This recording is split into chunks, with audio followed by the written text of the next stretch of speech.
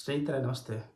Putin ಅವ್ರ ಸರ್ಕಾರ ರಷ್ಯಾದಲ್ಲಿ ವಾಟ್ಸಪ್ನ ಬ್ಯಾನ್ ಮಾಡಿದೆ. ರೀಸನ್ ಬಂದ್ಬಿಟ್ಟು ಇಂಟರ್ನಲ್ ಸೆಕ್ಯೂರಿಟಿ ಪರ್ಪಸ್ಗಾಗಿ. ಮೇಟಾ ಅವರು ಇಂಟರ್ನಲ್ ಸೆಕ್ಯೂರಿಟಿ ಪಾಲಿಸಿನ ಫಾಲೋ ಮಾಡ್ತಾ ಇಲ್ಲ ಅಂತ ಆ ದೇಶದಲ್ಲಿ ವಾಟ್ಸಪ್, ಇನ್ಸ್ಟಾಗ್ರಾಮ್, ಫೇಸ್ಬುಕ್ ಎಲ್ಲ ಬ್ಯಾನ್ ಮಾಡಿದೆ. ರೀಸನ್ ಬಂದ್ಬಿಟ್ಟು ಆ ದೇಶದ ಒಂದು ಕಾನೂನನ್ನು ಪಾಲನೆ ಮಾಡಲಿಲ್ಲ ಅಂದರೆ ಯಾವುದೇ ದೇಶ ಆದರೂ ಕೂಡ ವಾಟ್ಸಪ್ ಅಥವಾ ಅದು ಸೋಷಿಯಲ್ ಮೀಡಿಯಾ ಅಥವಾ ಯಾವುದೇ ಆ್ಯಪ್ ಇರ್ಬೋದು ಬ್ಯಾನ್ ಮಾಡುತ್ತೆ. ಫಾರ್ ಎಕ್ಸಾಂಪಲ್ ನಮ್ಮ ದೇಶದಲ್ಲಿ ಟಿಕ್ಟಾಕ್ ಅಂತ ಸ್ವಲ್ಪ ವರ್ಷದ ಹಿಂದೆ ಟಿಕ್ಟಾಕ್ ನಮ್ಮ ದೇಶದ ಪ್ರಧಾನಮಂತ್ರಿ ಆದಂಥ ನರೇಂದ್ರ ಮೋದಿ ಅವರು ಬ್ಯಾನ್ ಮಾಡಿದರು. ನಮ್ಮ ದೇಶದ ಸರ್ಕಾರ ಬ್ಯಾನ್ ಮಾಡಿಸ್ತು. ಸೊ ವಾಟ್ಸಪ್ಪನ್ನು ರಷ್ಯಾ ಸರ್ಕಾರ ಬ್ಯಾನ್ ಮಾಡಿದೆ. ಜಸ್ಟ್ ವಾಟ್ಸಪ್ ಅಲ್ಲ, ಅದ್ರ ಜೊತೆ ಇನ್ಸ್ಟಾಗ್ರಾಮ್, ಫೇಸ್ಬುಕ್ ಮತ್ತು ಯೂಟ್ಯೂಬ್ನು ಕೂಡ ಬ್ಯಾನ್ ಮಾಡಿದೆ ರಷ್ಯಾದಲ್ಲಿ. ಸೊ ಇದೇ ಫಸ್ಟ್ ಟೈಮ್ ಅಲ್ಲ, ರಷ್ಯಾದಲ್ಲಿ ಮಾತ್ರ ಬ್ಯಾನ್ ಆಗಿಲ್ಲ. ಇದೇ ರೀತಿ ಇರಾಕ್, ಚೀನಾ ಮತ್ತು ಇರಾನ್ ಮತ್ತು ಇಸ್ರೇಲಲ್ಲಿ ಕೂಡ ಯಾವುದೇ ರೀತಿ ಸೋಷಿಯಲ್ ಮೀಡಿಯಾ ಇಲ್ಲ ಆಲ್ರೆಡಿ.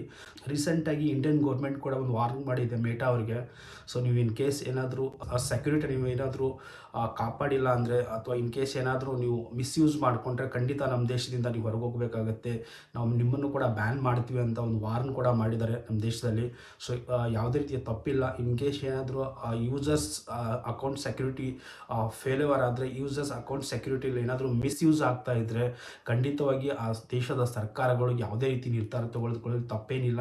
ಸೊ ಈ ರೀತಿಯಾಗಿ ರಷ್ಯಾ ಸರ್ಕಾರ ವಾಟ್ಸಪ್ ಮತ್ತು ಇನ್ಸ್ಟಾಗ್ರಾಮ್, ಫೇಸ್ಬುಕ್ ಮತ್ತು ಯೂಟ್ಯೂಬನ್ನು ಬ್ಯಾನ್ ಮಾಡಿದೆ.